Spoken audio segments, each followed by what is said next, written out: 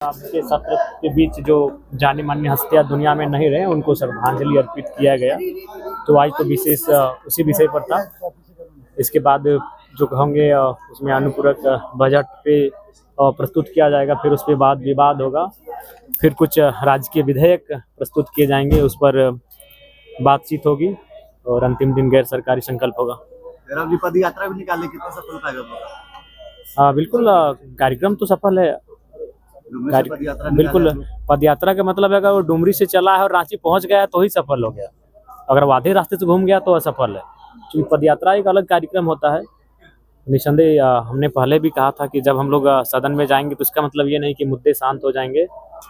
एक टीम सदन में अपना कार्य को संभालेगी तो दूसरी टीम सड़क में अपना कार्य को संभालेंगी। तो सड़क और सदन दोनों जगह हम लोग राज्य के छात्रों की बात रहे, राज्य के युवाओं की बात रहे, राज्य के लोगों की बात रहे, उनके मुद्दों को नहीं मिल पाई है सर, उसके लिए क्या करें? देखिए, उसके लिए तो हमें लगता है कि माननीय मुख्यमंत्री को अपोजिशन के लोगों के साथ बैठना चाहिए, क्योंकि इसमें केंद्र का भी अंश होता है और केंद्र अंश तभी होगा जब बातचीत होगी, समन्वय स्थापित होगा, तभी हमें लगता है इस समस्या का समाधान होगा। जयराम जी, मंत्री चमरा लिंगा जो है कह रहे हैं कि 500 करोड़ है हमारे पास में ओबीसी के लिए, लेकिन टेक्निकल प्रॉब्लम है, इसलिए जो है हम छात्र छात्राओं को नहीं दे पा तो रहे। ये बहुत बड़ा दुर्भाग्य है। मंत्री जी को सोचना चाहिए कि अगर टेक्निकल प्रॉब्लम, जब आवास बनना था तो कई सौ करोड़ की लागत से आवास तुरंत बन गया, कोई टेक्निकल प्रॉब्लम नहीं, ना जमीन का प्रॉब्लम होता है, ना उस समय कोई विभागीय अड़चने आती है। जब माननीयों को आवास की सुविधा हो तो तुरंत हो जाता है, माननीयों को कोई सुविधा मिलनी हो तो उसमें कोई टेक्निकल प्रॉब्लम नहीं आता। जब छात्रों को स्कॉलरशिप की बात है तो टेक्निकल प्रॉब्लम लगा देते हैं। तो 1 साल से क्या कर रहे थे? 1 साल हो चुका है आपके कार्यकाल का और स्कॉलरशिप 1 महीने से बंद नहीं है, सालों से बंद है। तो आप क्या कर रहे थे? उस टेक्निकल फॉल्ट को दूर क्यों नहीं कर पा रहे थे? अगर दूर नहीं कर पा रहे तो फिर मंत्री के पद पे रहना आपको शोभा नहीं देता है। झारखंड में छात्रों की स्थिति कैसे देखते हैं? दयनीय है, बहुत अच्छी है? नहीं, बिल्कुल दयनीय है। रो रहे थे बहुत सारे जो छात्र हमसे मिलने आए थे स्कॉलरशिप के मामले को लेकर कि सदन में बात को उठाइएगा, उनकी आंखों में आंसू थे। बहुत ही मतलब मैंने कह सकते हैं बहुत दुखद स्थिति में गुजर रहे हैं झारखंड के छात्र।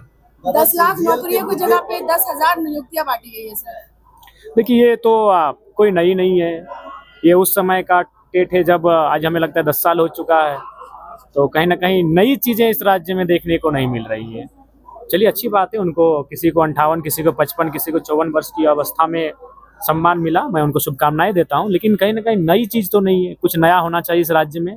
नई सोच के साथ सरकार आई थी, लेकिन नया कुछ नहीं दिख रहा है।